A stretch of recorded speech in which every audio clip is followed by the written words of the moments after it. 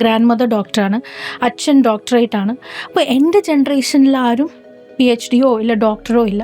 അപ്പോൾ അങ്ങനെയും ഒരു ചെറിയ ആഗ്രഹം ഉണ്ടായിരുന്നപ്പോഴാണ് ഈ കൊറോണ സമയത്താണ് പെട്ടെന്ന് തോന്നിയ ഒരു കാര്യം. സ്കിൽ എന്ന് പറയണത് നമുക്ക് ഒരാൾക്ക് അങ്ങനെ ഉണ്ടാക്കി കൊടുക്കാൻ പറ്റുമോ? ഇപ്പം സെൽഫ് ഡെവലപ്പ് ചെയ്യേണ്ട ഒരു കാര്യമല്ലേ?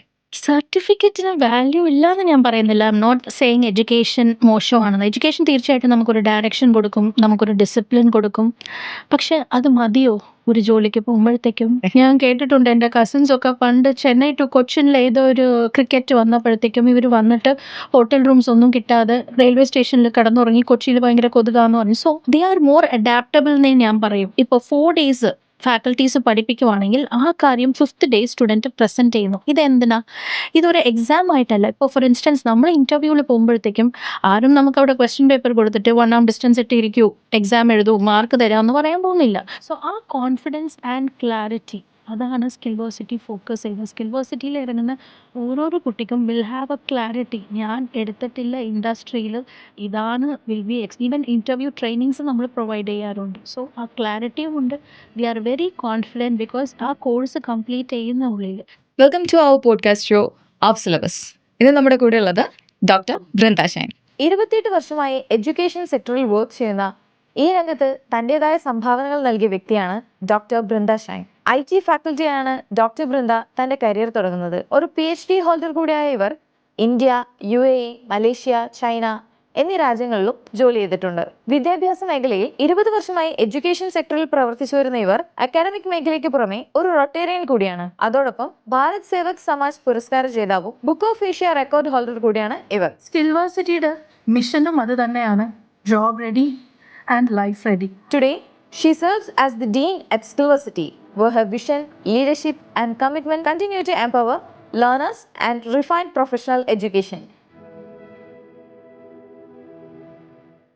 വെൽക്കം മാം. സോ മാം ബേസിക്കലി ഒരു മല്ലു അല്ല, അല്ല, ഫ്രം ചെന്നൈ ആണ്. ചെന്നൈയിൽ നിന്ന് കേരളത്തിൽ വന്ന് ഇപ്പോൾ ഇവിടെ ജീവിച്ചുകൊണ്ടിരിക്കുന്നു. സോ എന്താ ഒരു എക്സ്പീരിയൻസ്, കേരളത്തിനെ കുറിച്ചുള്ളൊരു ഇംപ്രഷൻ എന്താ? സത്യത്തെ ആദ്യം ഭയങ്കര പേടിയുണ്ടായിരുന്നു. കേരളം എന്ന് പറയുമ്പോൾ എസ്പെഷ്യലി ലാംഗ്വേജ് ആവട്ടെ, മലയാളം വലിയ കോൺഫിഡൻ്റ് ഇല്ലായിരുന്നു മലയാളത്തിൽ സംസാരിക്കാനായിട്ടും. കൾച്ചർ എല്ലാം ഡിഫറെൻ്റ് ആയിരുന്നു. പിന്നെ പുറത്ത് കുറേ വർക്ക് ചെയ്തതിൻ്റെ, എസ്പെഷ്യലി കേരളൈറ്റ്സ് ആയിട്ടൊക്കെ ദുബായിൽ വർക്ക് ചെയ്തിട്ടുണ്ട്. അങ്ങനെയാണ് മലയാളം ഇച്ചിരി എന്നാലും വലിയ രീതിയിലല്ലായിരുന്നു. പക്ഷേ ഇപ്പോൾ I can proudly say that I am very confident. Especially Cochin I M loving. I can say I M A Keralite. Okay, ഭയങ്കര ലാംഗ്വേജ് ഇഷ്യൂ ഉണ്ടായിരുന്നോ ശരിക്കും ഇങ്ങോട്ട് വന്ന് ഇവിടെ ഒന്ന് ക്ലച്ച് പിടിക്കാനൊരു ടൈം എടുത്തിട്ടുണ്ടായിരുന്നു. ഇപ്പോഴും ചെറിയ അവിടെ ഇവിടെ, എന്നാലും ഐ എം വെരി കോൺഷ്യസ്. എനിക്ക് ജനറലി ലാംഗ്വേജ് പഠിക്കാൻ ഭയങ്കര ഇഷ്ടവുമാണ്. പക്ഷേ ഇനിഷ്യലി നന്നായിട്ട് പല സ്ഥലത്ത് തെറ്റിയിട്ടുണ്ട്, കുറേ പേര് ട്രോളിയിട്ടുണ്ട്. സോ അങ്ങനെ കുറേ ഇൻസിഡൻസ് ആയിട്ടുണ്ട്. ഓക്കെ, ഇപ്പോൾ കേരളത്തിൽ വന്നു, ഇപ്പോൾ ഇവിടെ കൊച്ചി ഇഷ്ടപ്പെടുന്നു. ഇതിനു മുൻപും ഒരുപാട് രാജ്യങ്ങൾ കറങ്ങിയടിച്ചിട്ട് വന്നിട്ടുള്ള ഒരാളാണ്. അപ്പോൾ അവിടെയും ഈ ലാംഗ്വേജ് ഇഷ്യൂവും കാര്യങ്ങളൊക്കെ ഉണ്ടായിട്ടുണ്ടാവല്ലോ. അപ്പോഴും ഈ ലാംഗ്വേജ് പഠിക്കാനുള്ള ഒരു ഇഷ്ടം കൊണ്ട് സർവൈവ് ചെയ്ത് വന്നതാണോ, അതോ നമുക്ക് ആവശ്യമുണ്ട് അതുകൊണ്ട് പഠിച്ചു പോയി എന്നുള്ളൊരവസ്ഥ ഉണ്ടായിട്ടുണ്ടോ? ഇല്ല, ജനറലി നമ്മുടെ വീട്ടിൽ കൊച്ചിലെ, അപ്പോൾ അച്ഛമ്മ വാസ് ഭയങ്കര ലിംഗ്വിസ്റ്റിക് ആണ്, എൻ്റെ ഗ്രാൻഡ് മോം. അങ്ങനെ കൊച്ചിലെ എനിക്ക് ഹിന്ദി, തമിഴ്, തെലുഗു ഇതൊക്കെ അറിയാം. സോ ജനറലി ഓരോ ലാംഗ്വേജ്, എസ്പെഷ്യലി ഹിന്ദിയോട് എനിക്ക് ഭയങ്കര അട്രാക്ഷൻ ഉണ്ടായിരുന്നു, പഠിക്കണമെന്നില്ല. സോ ആ ഒരു ഇത് എന്നും ഉണ്ടായിരുന്നു. പക്ഷേ ഏറ്റവും ചാലഞ്ച് ആയിരുന്നത് ചൈന പോയപ്പോഴാണ്. അടിച്ചു കൊന്നാലും അവരുടെ ഭാഷ, ബിക്കോസ് അവരുടെ ടോൺ ഇസ് വെരി ഡിഫറെൻറ്റ്. ഒരു ചെറിയ ടോൺ വ്യത്യാസം വന്നാൽ ദ മീനിങ് ചേഞ്ചസ്. ഇപ്പോൾ ഞങ്ങൾ വുഹാനിലാണ് താമസിച്ചത് ആക്ച്വലി. അപ്പോൾ വീട്ടിൽ ആ സ്ഥലത്തിൻ്റെ പേര് ലൂഷ്യാങ്. അത് ലൂഷ്യാങ് എന്ന് പറഞ്ഞാൽ അവർ പറയും പൂച്ചിതാവ്, മീൻസ് അറിയില്ല എന്ന് പറയും ചൈനീസ്. സോ ആ സെയിം ടോണിൽ നമ്മൾ പറഞ്ഞില്ലെങ്കിൽ മീനിങ് മാറിപ്പോവും. സോ അത് കുറച്ച് ചാലഞ്ചായിരുന്നു. അപ്പോൾ അത് റെക്കോർഡഡ് ആണ്. പല കാര്യങ്ങൾ അവിടെ ഏകദേശം കുറേ കാലം ഗജനിയായിട്ടാണ് ജീവിച്ചത്. ആകെ മലയാളത്തിൽ ചൈനീസിൽ അറിയുന്നത് ജിഗ എന്ന ഓയാവ് മീൻസ് ഐ വാണ്ട്. സോ ഈ എല്ലാം സവാള എല്ലാം ഫോട്ടോ എടുത്ത് മൊബൈലിൽ വെച്ചിരിക്കും, എന്നിട്ട് കാണിച്ചിട്ട് ഓയാവ് ജിഗ, ഇങ്ങനെയായിരുന്നു ഒന്നൊന്നും ചോദിക്കുന്നത് വാങ്ങാനൊക്കെ പോകുമ്പോൾ. യെസ്. പിന്നെ ബേസിക് ചൈനീസ് അറിയാം, പിടിച്ചു നിന്നു. 7 വർഷം ജീവിച്ചു. So it is okay. Okay ma'am, ഇപ്പോൾ ഒരു എഡ്യൂക്കേഷൻ ഫീൽഡിലേക്ക് കൂടുതലും അതിലാണ് വർക്ക് ചെയ്തിട്ടുള്ളത് അല്ലേ? അപ്പോൾ ഒരു 28 ഇയേഴ്സോളായിട്ട് ഈ ഒരു ഫീൽഡിൽ തന്നെ അടിപൊളിയായിട്ട് സക്സസ് ആയിട്ട് വന്നുകൊണ്ടിരിക്കുകയാണ്. സോ ഡോക്ടർ ബൃന്ദ ഷൈൻ വരെ എത്തിയിരിക്കുകയാണ്. So guys, doctor Brinda Shine എന്താണെന്നുള്ളത് മാം തന്നെ പറയും. നമ്മൾ ഉദ്ദേശിക്കുന്ന ഡോക്ടറല്ല, ഒരു PhD ഹോൾഡറാണ്. അപ്പോൾ ഒരു ബൃന്ദയിൽ നിന്നും ഡോക്ടർ ബൃന്ദ ഷൈനിലേക്കുള്ളൊരു ജേണി അതെങ്ങനെയായിരുന്നു? ജനറലി എനിക്ക് പഠിക്കാൻ അക്കാഡമിക്കലി ഭയങ്കര ഇഷ്ടമായിരുന്നു. പക്ഷെ എനിക്കൊരു സ്റ്റഡീസിലൊരു ബ്രേക്ക് വന്നായിരുന്നു, ഒരു ഹെൽത്ത് ചാലഞ്ച് കാരണം. അപ്പോൾ തമാശയ്ക്ക് ഒരാൾ എന്നെ കളിയാക്കിയിട്ടുണ്ടായിരുന്നു, നിൻ്റെ പാരൻറ്റോട് വലുതായിട്ട് പഠിക്കത്തൊന്നുമില്ല, 18 ആകുമ്പോൾ കെട്ടിച്ചു വിടുക എന്നൊക്കെ പറഞ്ഞപ്പോൾ അന്നൊരു ചെറിയ വാശിയുണ്ടായിരുന്നു. പിന്നെ എഡ്യൂക്കേഷൻ ഇൻഡസ്ട്രി ഇങ്ങനെ വരുമ്പോഴത്തേക്കും ആസ് ജനറേഷൻ ആയാലും, ഇപ്പം എൻ്റെ പറഞ്ഞ പോലെ ഗ്രാൻഡ് മദർ ഡോക്ടറാണ്, അച്ഛൻ ഡോക്ടറേറ്റാണ്. അപ്പോൾ എൻ്റെ ജനറേഷനിൽ ആരും PhDയോ ഇല്ല ഡോക്ടറോ ഇല്ല. അപ്പോൾ അങ്ങനെയും ഒരു ചെറിയ ആഗ്രഹം ഉണ്ടായിരുന്നപ്പോഴാണ്, ഈ കൊറോണ സമയത്താണ് പെട്ടെന്ന് തോന്നിയ ഒരു കാര്യം. എടുത്തപ്പോഴും ഇത്ര ഡിഫിക്കൾട്ടാണെന്ന് തോന്നിയില്ല. പിന്നെ എനിക്കൊരു എന്ത് ടോപ്പിക്കിലായിരുന്നു? ഞാൻ on juvenal justice and child sexual അബ്യൂസിലാണ്, പോക്സോ റിലേറ്റഡ് ആണ് എടുത്തത്. അപ്പോൾ ആദ്യം ഇത് കിട്ടണമെന്നില്ല, ഭയങ്കര ഇത്ര ഡിഫിക്കൾട്ടാ ഇല്ല, ഇതിൻ്റെ പിറകെ ഇങ്ങനെ പോകണമെന്നൊന്നും ഞാൻ അറിയുന്നില്ല. അപ്പോൾ എപ്പോഴും ഞാൻ പറയുമായിരുന്നു ഇതിൻ്റെ സർട്ടിഫിക്കറ്റ് കിട്ടണം. അപ്പോൾ ഓഫീസിൽ കുറേ പേർക്ക് അറിയാം, ഞാനിങ്ങനെ വാളിൽ തട്ടിയിട്ട് പറയും, ഇവിടെ ഞാൻ ആ സർട്ടിഫിക്കറ്റ് അത് അവിടെ ഇടും എന്നുള്ള രീതിയിൽ. പക്ഷെ ആ 5 years കഴിഞ്ഞു, സർട്ടിഫിക്കറ്റ് കിട്ടി. ഞാൻ ആ സർട്ടിഫിക്കറ്റ് അവിടെ ഇട്ടിട്ടില്ല. Because more than the certificate, the person that I became, കുറേ കാര്യങ്ങൾ, സ്കിൽസ് എന്ന് പറയാം, ബി ഇറ്റ് പേഷ്യൻസ് എന്താ, ടോളറൻസ് എന്താ. ബിക്കോസ് നമ്മൾ അത്ര റിവിഷൻസ് ചില സമയത്ത് ഒന്നും മൂവേ ആവില്ല, ബിക്കോസ് നമ്മുടെ ഗൈഡ് നമ്മളുടെ യൂണിവേഴ്സിറ്റിയെ ഡിപ്പെൻഡ് ചെയ്യുന്നത്. സോ പേഷ്യൻസ് ആവട്ടെ, ഏറ്റവും കൂടുതൽ പഠിച്ചത് ടൈം മാനേജ്മെൻ്റ് ആണ്. ബിക്കോസ് നമ്മൾ ജോലി ചെയ്യുന്നു, I am also A mother, വീട്ടിലെ കാര്യങ്ങളും നോക്കണം. എന്നാലും എല്ലാ ദിവസവും ഇനി എത്ര ലേറ്റ് ആയാലും ഒരു 2 hours, ഞാൻ ഒരു ദിവസം 2 hours കൂടുതൽ I have never worked on my PhD. പക്ഷെ ആ ഒരു സ്കില്ലാണ് എനിക്ക് പറയാം earned my PhD. So more than the certificate, it is the person that I have become. The journey is what matters to me. Okay, ഇപ്പോൾ skill എന്ന് പറഞ്ഞ് വെച്ചെടുത്തുകൊണ്ട് ഞാൻ തുടങ്ങുകയാണ്. സ്കിൽവേഴ്സിറ്റി, ഇപ്പോൾ അവിടെയാണ് ഡോക്ടർ ബൃന്ദ ഷൈൻ വർക്ക് ചെയ്യുന്നത്.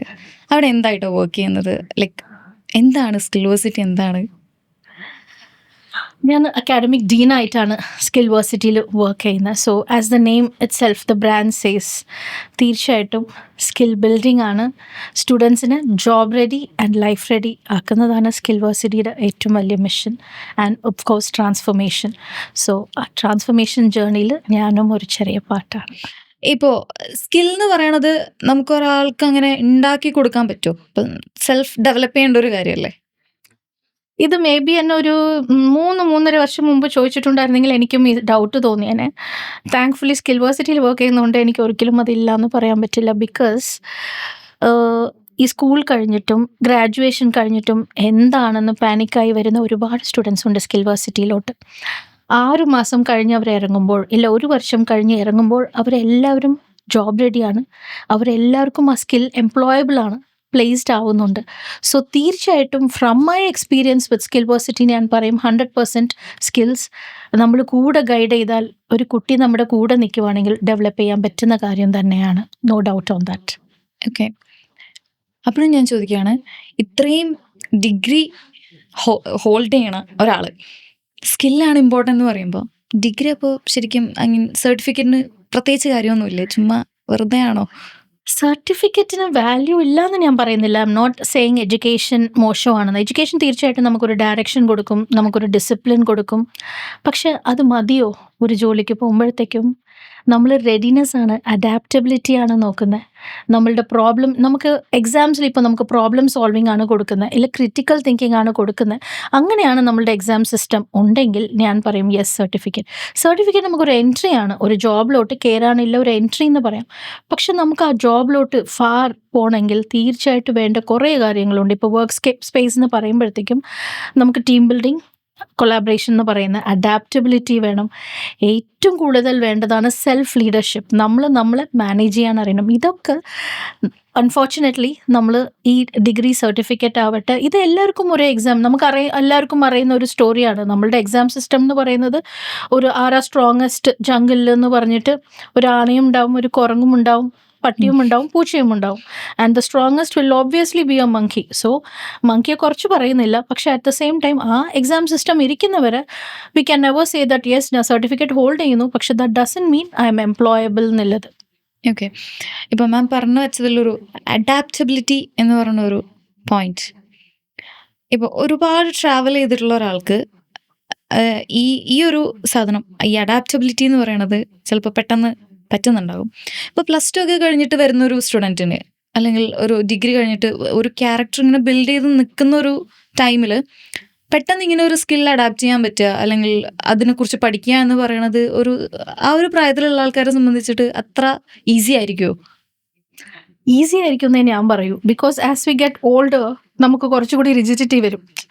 കൊച്ചിലെ നമ്മൾ നോക്കുവാണെങ്കിൽ ഒരു ഫുട്ബോൾ മാച്ച് കാണാനായിട്ട് പിള്ളേർ എത്രയോ ട്രാവൽ ചെയ്തൊക്കെ പോകും. ഓക്കെ, ഞാൻ കേട്ടിട്ടുണ്ട്, എൻ്റെ കസിൻസ് ഒക്കെ പണ്ട് ചെന്നൈ ടു കൊച്ചിനിൽ ഏതോ ഒരു ക്രിക്കറ്റ് വന്നപ്പോഴത്തേക്കും ഇവർ വന്നിട്ട് ഹോട്ടൽ റൂംസ് ഒന്നും കിട്ടാതെ റെയിൽവേ സ്റ്റേഷനിൽ കിടന്നുറങ്ങി. കൊച്ചിയിൽ ഭയങ്കര കൊതുകാന്ന് പറഞ്ഞു. So they are more adaptable എന്നേ ഞാൻ പറയും. In that age may be അവർക്ക് പ്രോപ്പർ ആ ഗൈഡൻസ്, ഇപ്പോൾ അവർക്കത് ഡയറക്ഷൻ കിട്ടാത്തതുകൊണ്ടാവാം. പക്ഷെ as far as I have seen kids, ഇപ്പോൾ എന്നെക്കാട്ടിലും ചൈനയിൽ കൂടുതൽ അഡാപ്റ്റ് ചെയ്തത് എൻ്റെ മോൻ തന്നെയായിരുന്നു. അപ്പോൾ അവൻ ചൈനീസ് സംസാരിക്കുമ്പോൾ പലപ്പോഴും ആൾക്കാർ അവനോട് ചോദിക്കും അമ്മ ചൈനീസ് ആണോ എന്ന്. So when we get older കുറച്ചുകൂടി നമ്മൾ ആ പാറ്റേണിലോട്ട് പോകുന്നു. ദാറ്റ് ഡസൻ മീൻ ഇല്ല എന്ന്, പക്ഷെ ഏറ്റവും കൂടുതൽ മോൾഡ് ചെയ്ത് എടുക്കാൻ പറ്റുന്ന ഒരു പ്രൈം ഏജ് ആണ് ഞാൻ പറയുന്നത്. അവർ ബട്ട് അവർക്ക് ആ കറക്റ്റ് ഗൈഡൻസ് ആൻഡ് ഡയറക്ഷൻ നമ്മൾ കൊടുക്കണം എന്നുള്ളതേ ഉള്ളൂ. ഓക്കെ. ഇപ്പം മോൻ്റെ കാര്യം പറഞ്ഞുകൊണ്ട് ചോദിക്കുകയാണ്.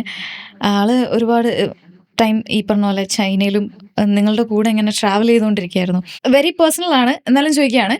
ഇപ്പോൾ ബാക്കിയുള്ള കുട്ടികളെ കാണുമ്പോൾ ബാക്കിയുള്ള കുട്ടികളിൽ നിന്നും എൻ്റെ മോനിലും കണ്ടിട്ടുള്ള ഒരു വലിയൊരു ഡിഫറൻസ്, അതായത് സ്കിൽ വൈസ്ഡ് ആയിക്കോട്ടെ അല്ലെങ്കിൽ വേറെ എന്തെങ്കിലും കാര്യത്തിലായിക്കോട്ടെ, മാമിൻ്റെ മോൻ ഇപ്പോൾ ട്രാവൽ ചെയ്തുകൊണ്ട് ഒരുപാട് സ്ഥലങ്ങൾ കണ്ടതുകൊണ്ട് അവിടുത്തെ എഡ്യൂക്കേഷൻ സിസ്റ്റമായിട്ട് ബന്ധപ്പെട്ടിരിക്കുന്നതുകൊണ്ട് ഒരു ഡിഫറൻസ് ഫീൽ ചെയ്തിട്ടുണ്ടാവുമല്ലോ, സ്വാഭാവികമായിട്ടും ഫീൽ ചെയ്തിട്ടുണ്ടാവും. അപ്പം അങ്ങനെ എന്താ ലൈക്ക് ഇവനിത് കൂടുതലാണ് അല്ലെങ്കിൽ കുട്ടികൾക്ക് ഇത് കുറവാണ് എന്ന് തോന്നിയിട്ടുള്ളൊരു കാര്യം എന്തെങ്കിലും ഉണ്ടോ?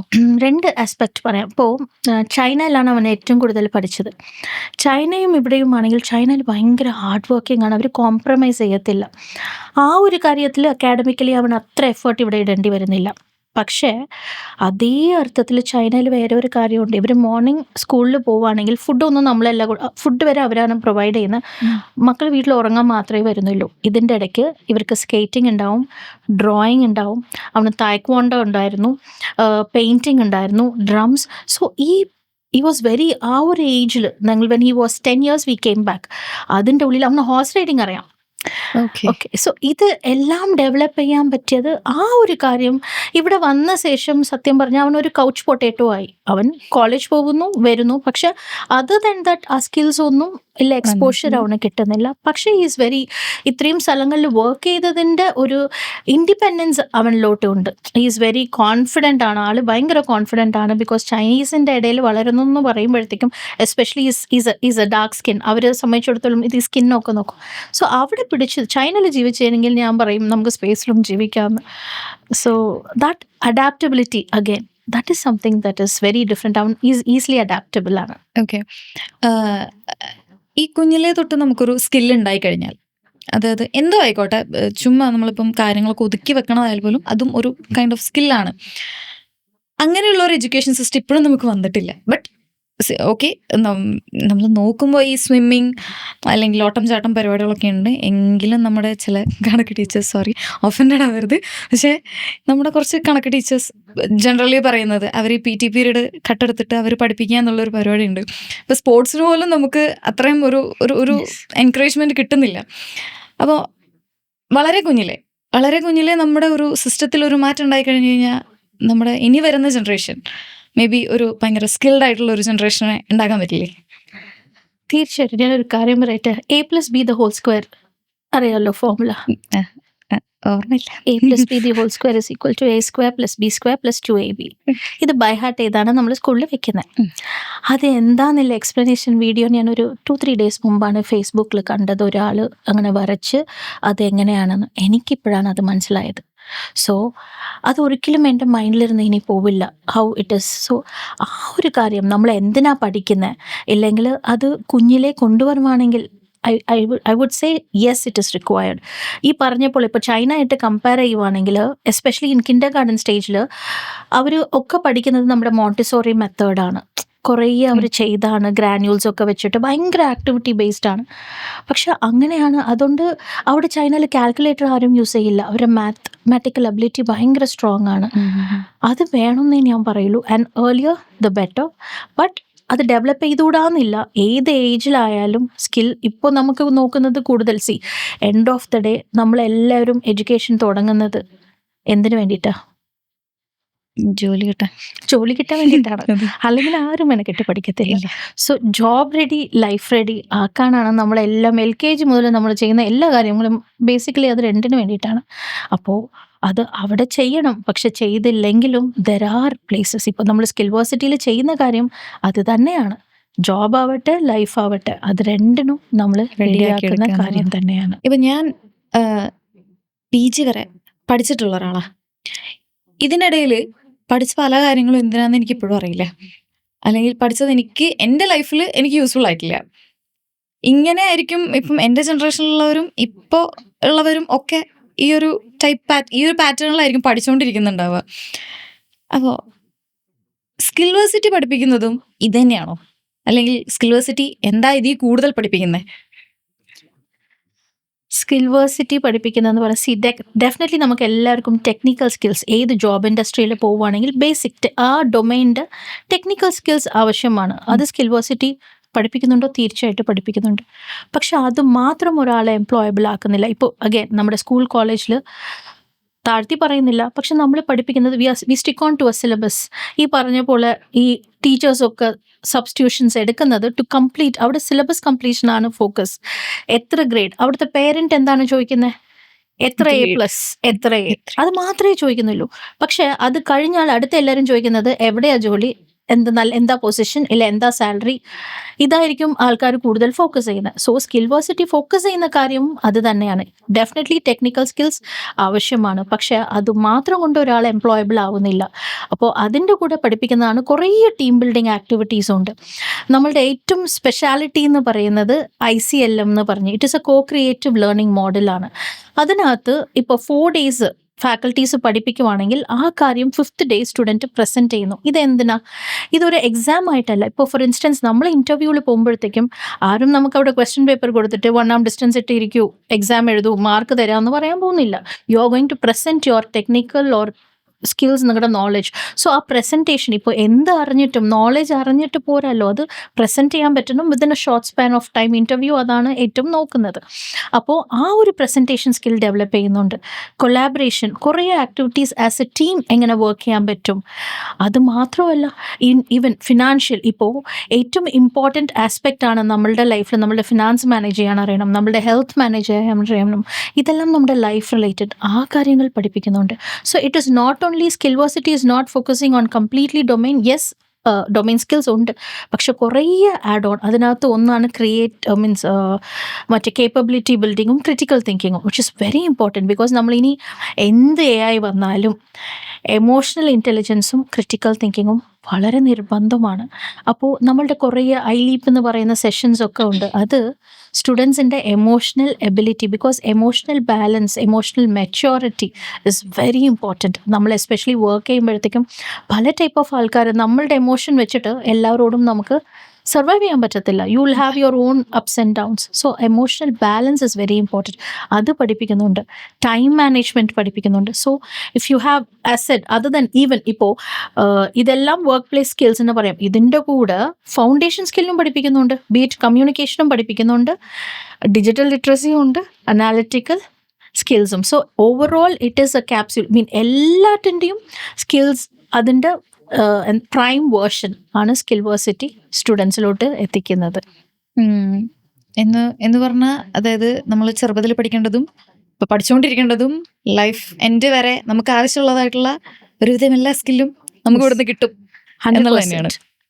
ഫ്രഷ് സ്ലേറ്റ് ആയിട്ട് വന്ന പിള്ളേരെ കണ്ടിട്ടുണ്ട്. ആൻഡ് അവരുടെ ട്രാൻസ്ഫോർമേഷൻ ജേർണി അവർ ഇറങ്ങുമ്പോൾ കണ്ടിട്ടുണ്ട്. സത്യം എക്സ്പീരിയൻസ് ഉണ്ടോ ഇങ്ങനെ പേഴ്സണലി പരിചയമുള്ള സ്റ്റുഡൻസോ അങ്ങനെ ആരെങ്കിലും ഉണ്ടോ?